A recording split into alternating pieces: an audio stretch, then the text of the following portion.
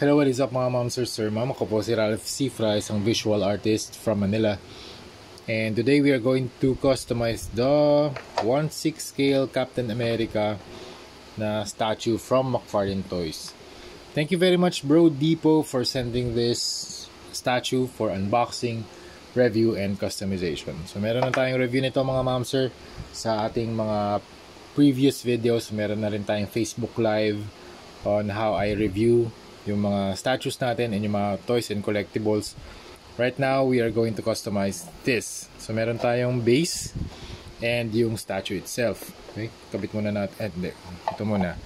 Meron ding inclusions na comic book and card. So, let's set this aside. Wala tayong gagawin dito. And ang first step na gagawin natin, ipa-prime natin si Captain America using number 191 na flat clear from Bosni. So kaya tayo gumagamit ng Bosni Flat Clear because it adds a transparent layer that acts as a primer. It helps the paint adhere to the surface and yung base color ng figure hindi na magbabago. It will not change. And it will have a matte finish after it cures. Tapos yung gagawin nating paint style dito, yung comic book paint style. Yan. So prime using Bosni Flat Clear. We will add shadows, we will add highlights. First layer of highlights, second layer of highlights, and then we add line art. Yung line art na dito, parang ganito yung gagawin natin. Yung mga feathering lines. Tapos fine detailing, yun yung mga cross-hatching, feathering, and yung mga transitions. And then after that, top coat. So ito yung pinaka-backbone or foundation ng paint style na gagawin natin. So, start na tayo. Tatabi ko lang din tong backdrop niya, and yun nga, thank you again Bro Depot for sending this statue for unboxing, review, and customization. Yan. Dito sa pag-spray naman ng Bosni Flat Clear, gagawin natin dito 2 to 3 thin coats, and then let it cure for around 12 to 24 hours before we paint. Okay, tapos na tayo mag-apply ng Bosni Flat Clear. Meron na tayong surface to work on.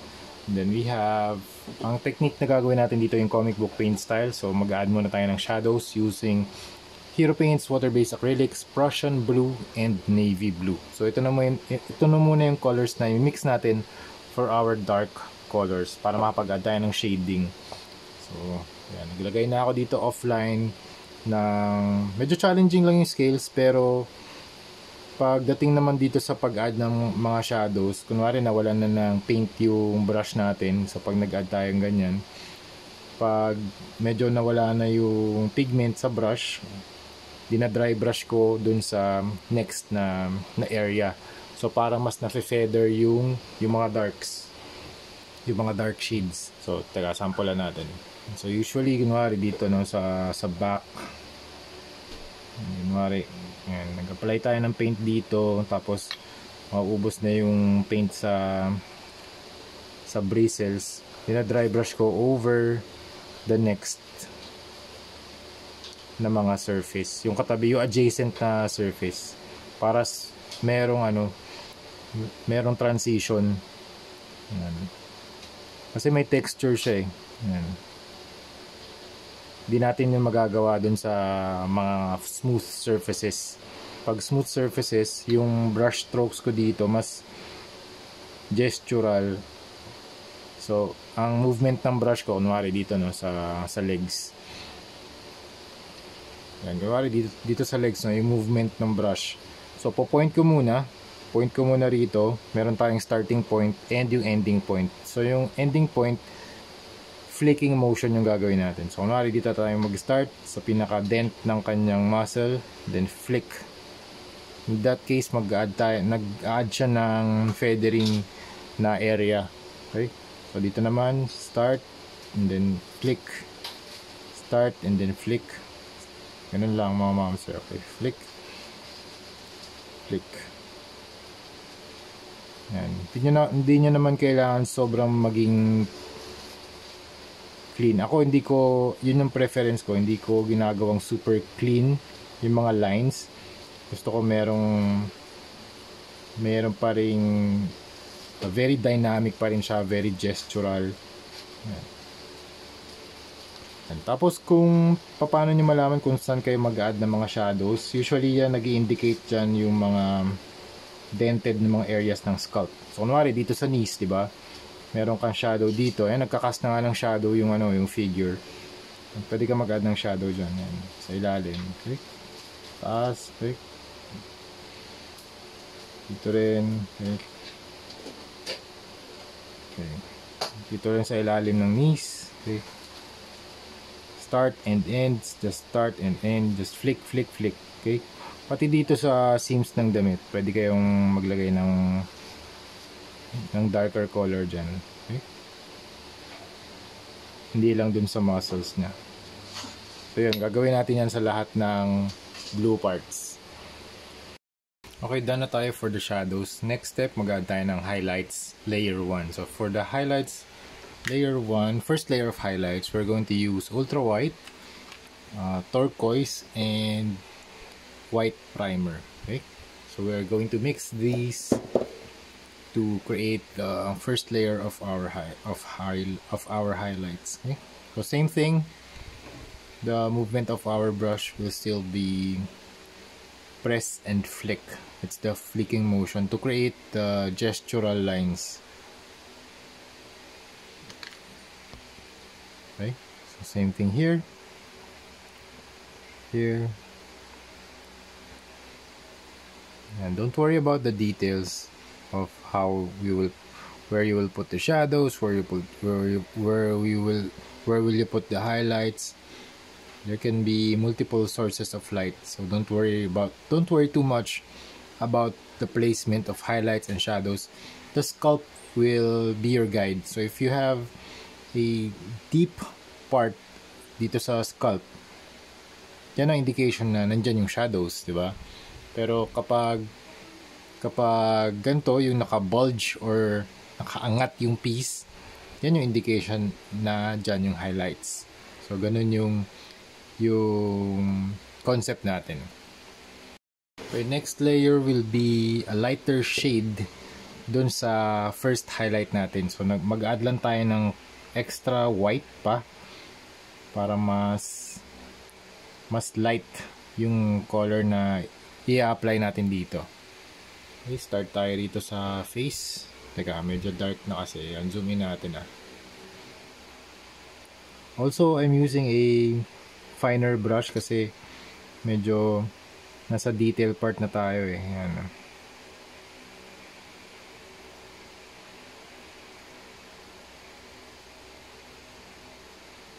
Yan.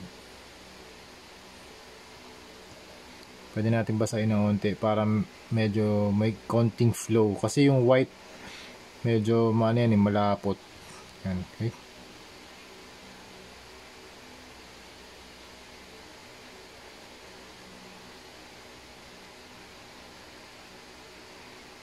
So, ganun lang. Okay.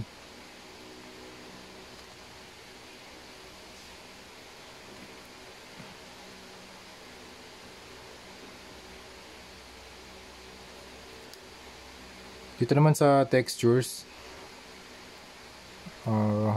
medyo nakuha ko na rin yung technique kung paano mag-paint when dealing with scales. So try nyo lang mag-paint away from the groove. So ibig sabihin, kung pababa yung mga scales, yan, pababa siya, paint din kayo, i-drag nyo lang din yung paint towards dun sa parang downwards din yung movement ng brush. Okay, yan . Para hindi pumapasok yung paint dun sa pinakaloob ng scales, nagkakaroon pa rin siya ng shadows. So may iwan yung mga darker shades dun sa recessed areas, and then yung mapipintahan nyo lang yung mga areas na nasa ibabaw. Yan. In that way, nagkakaroon siya ng transition. So yung brightest napipinturahan natin and naiiwanan natin yung darkest areas. Yan, tulad nito sa biceps. Yan. Yung hagod ko pababa. Kasi pag pataas yung hagod, makukulayan natin yung pinaka deep parts nung scales.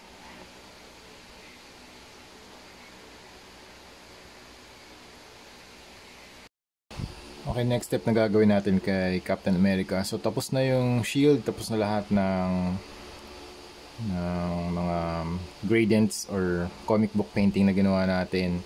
So we added the shadows, the mid-tone, the highlights, first color, first layer of highlights, second layer of highlights. And dito rin sa base, tapos na rin tayo. So yung next na process na gagawin natin, yung pinaka matagal, yung magpag-add ng line art.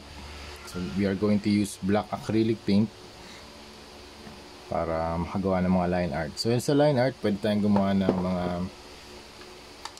feathering style. So kunwari ganito, no, yung pag nag-create tayo ng comic book art, so you can do something like this.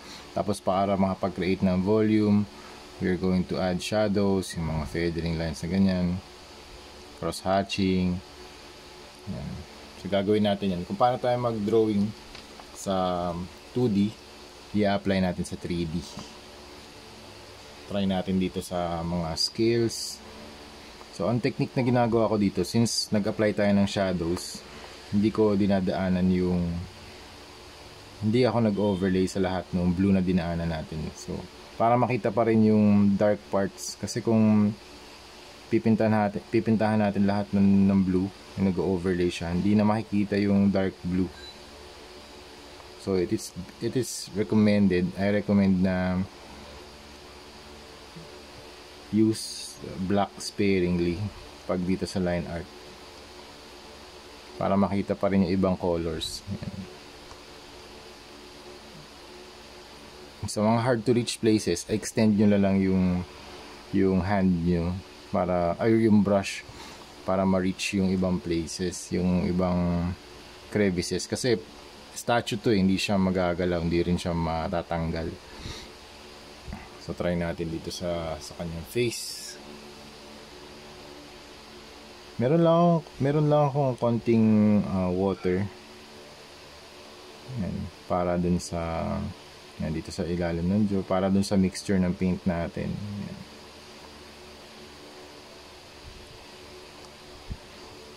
Tapos dito sa eyes.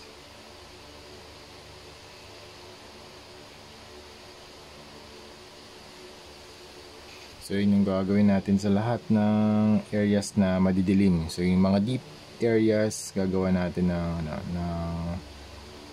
lalagyan natin ng black paint. Lalo na rito sa ilalim ng, kuwari dito no, sa ilalim ng chest. Yan, sa star. Yan. Dito rin sa gitna.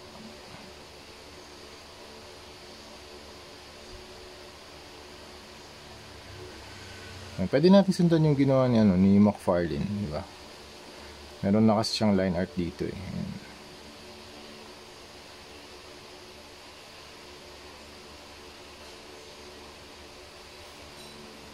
Alright, so balikan ko kayo kapag tapos na yung line art natin. Okay, tapos na tayo mag-apply ng mga line art using paint. Now we are going to apply yung mas finer na line art using Pilot Twin Marker. So super nice ng marker na to. It is permanent and it has two tips. Ito yung meron siyang fine and extra fine. So extra fine yung gagamitin natin for the finer lines. So gagawin natin yung mga feathering lines, mga cross hatching, tulad dito kunwari sa star. I'm going to do some feathering, and pwede natin sundan yung ginawa ni McFarlane, yung default na, and, or pwede rin tayong gumawa ng bago. Pwede rin tayong mag-apply dito sa knees. Yan. Visually yan sa mga darker parts. Pwede rin tayo mag-explore sa mga lighter parts dito sa default na blue para mas merong contrast.